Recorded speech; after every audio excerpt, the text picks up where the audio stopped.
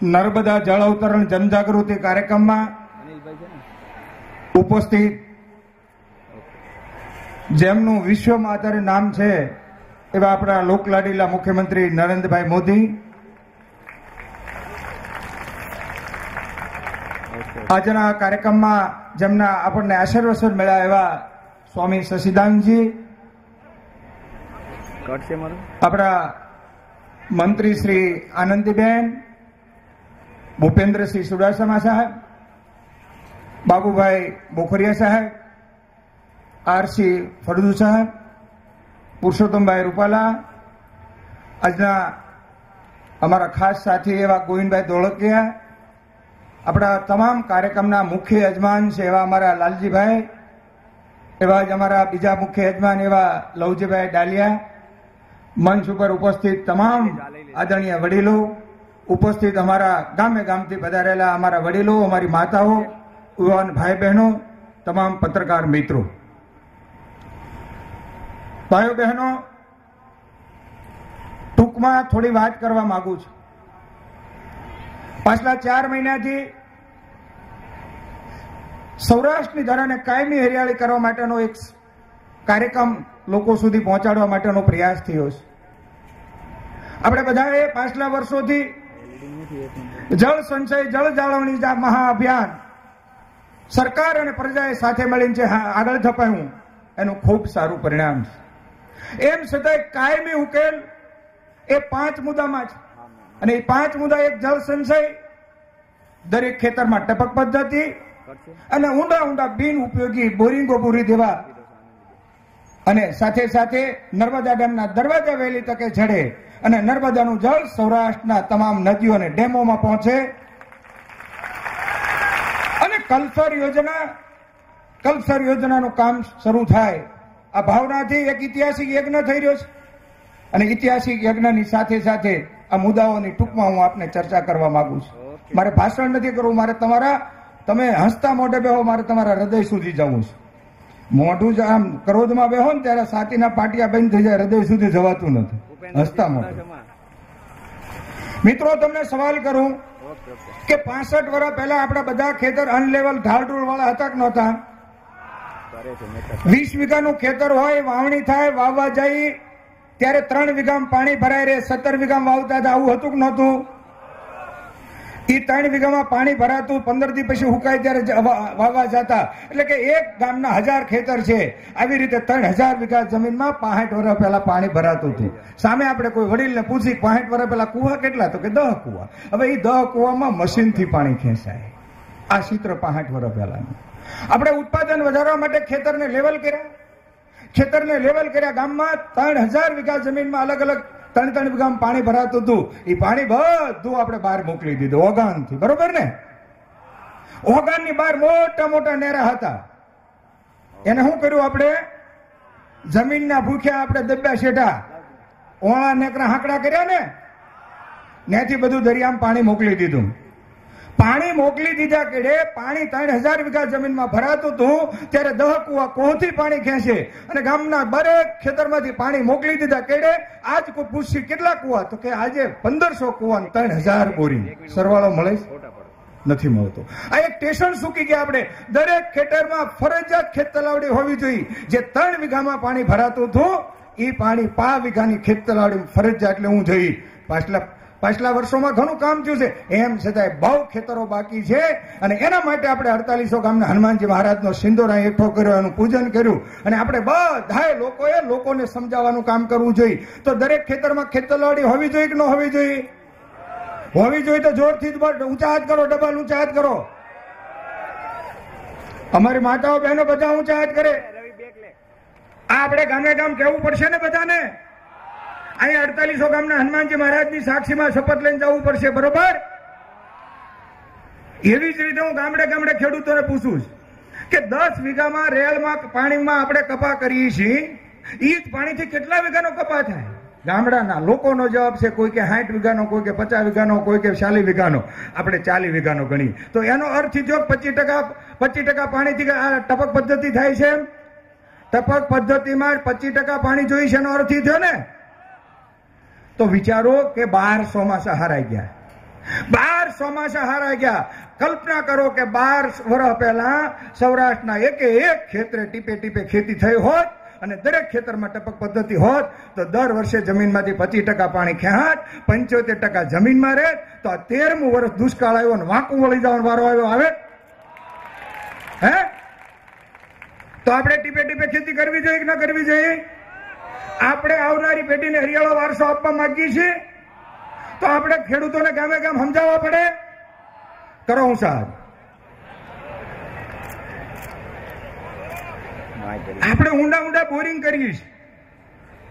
ઊંડા ઊંડા બોરિંગ આપણે બધાને ખબર છે ને 70 ફૂટના કુવામાં પાણીનો નિતાર ભેગો થાય અને 1200 ફૂટનો જે બોરિંગ છે એમાં પાતાળમાં પાણી ઉતરી જાય છે. આપણે માનીએ છીએ આવા ખોટા બોરિંગો પૂરી દેવા જોઈએ.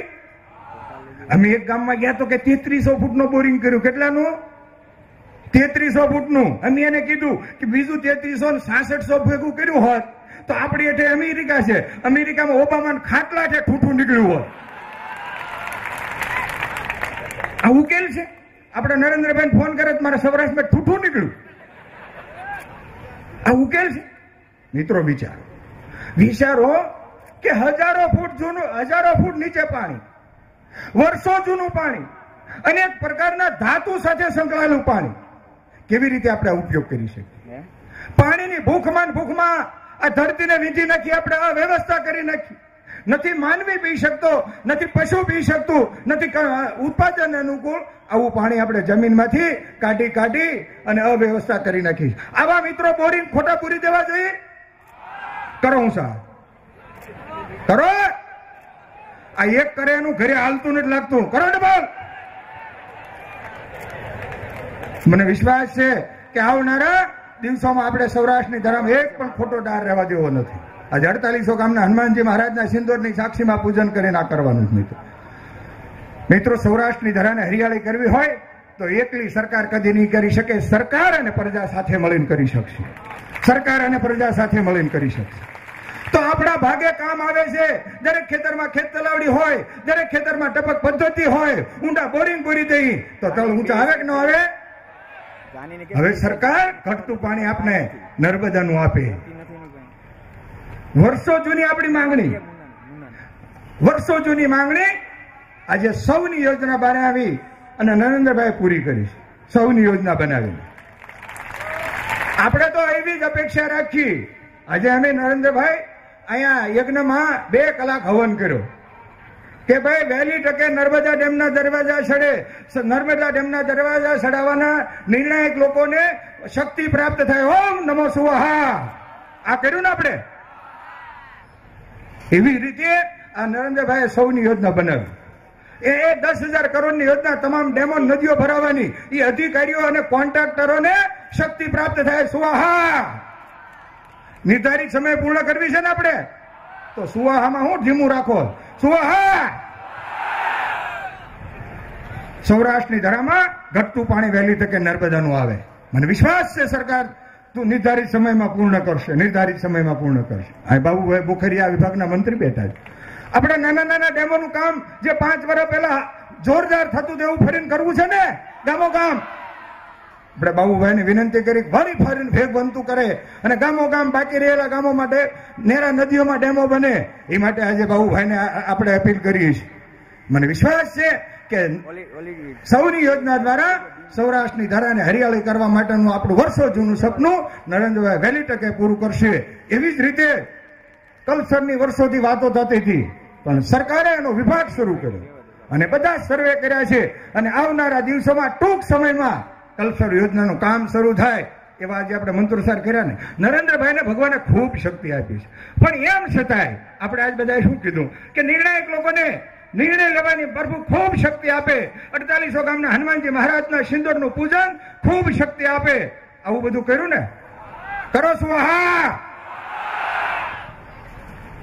આ રીતે નર્મદા ડેમના દરવાજા વહેલી તકે ચડે.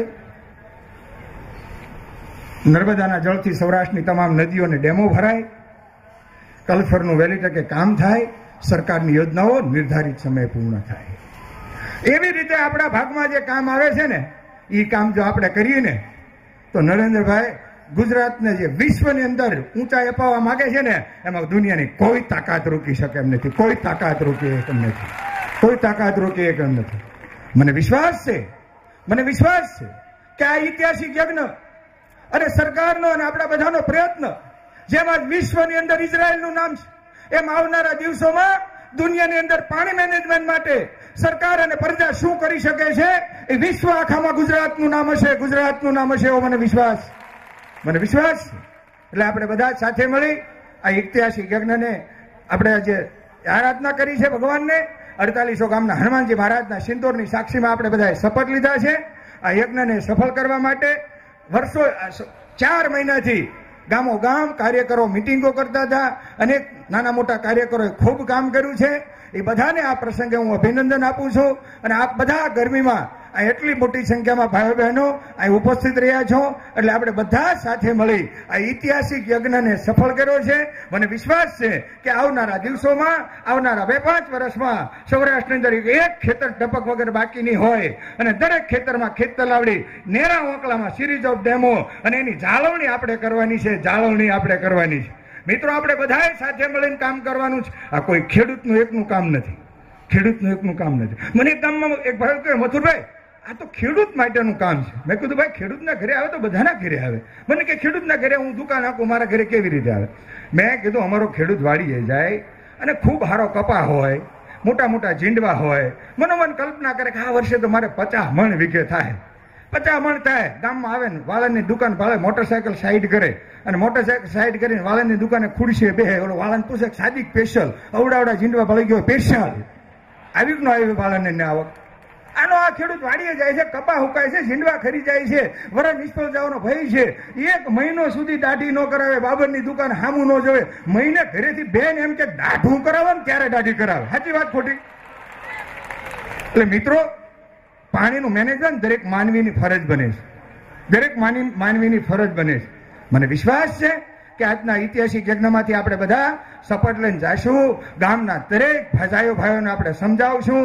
દરેક કોમના લોકો એક થાય અને ગામની અંદર એક જબરજસ્ત સંગઠન થાય અને બધા સાથે મળી અને આવનારા દિવસોમાં આ ધરાને હરિયાળી કરવા માટે કામે લાગી. અહીંયા આપણે 48 ગામ હનુમાન શોખ, અહીંયા સર્વે સમાજ એકતા શોખ, અહીં બેટી બચાવ શોખ, આ બધા જાતના શોખો કર્યા. મને લોકો કે મથુરભાઈ, યજ્ઞ કરવાથી આ પાણીનો પ્રશ્ન હલ થાય? એવી જ રીતે મેં આજથી 8 વર્ષ પહેલા બેટી બચાવ સુરતમાં 2,52,000 ઘરેથી અમારી માતાઓ અને બહેનોએ ભાવરૂપી 1 મુઠ્ઠી ઘઉં અને જળ આપ્યું. અમારી બહેનો તો તપેલા લઈને આવતી હતી, પણ નહીં, 1 મુઠ્ઠી ઘઉં અને જળ અમારી માતાઓ બહેનો આપ્યું. એમાંથી 35 ફૂટ ઊંચો 65 બાય 65 ઘેરાવાનો 15,000 મણ ગુંદીનો લાડુ બન્યો.